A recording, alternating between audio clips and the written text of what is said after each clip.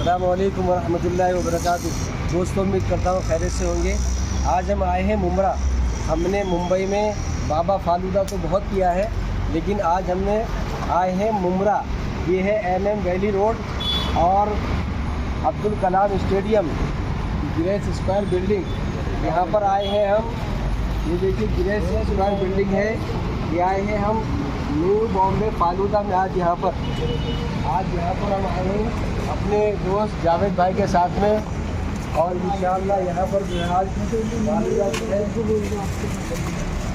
हमारे जावेद भाई लेके आएंगे फालूदा पिलाने के लिए। ये है न्यू बॉम्बे फालूदा।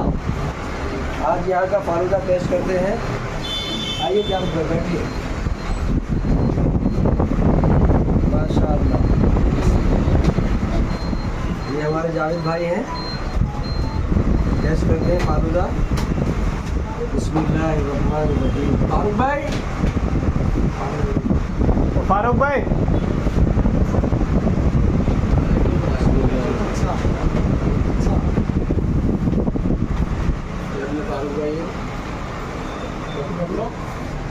फारूक भाई है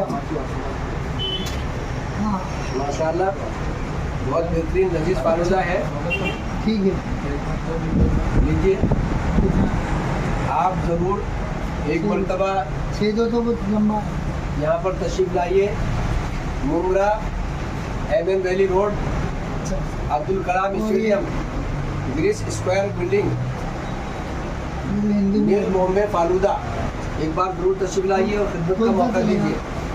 अस्सलाम वालेकुम वरहमतुल्लाहि वबरकातुहू।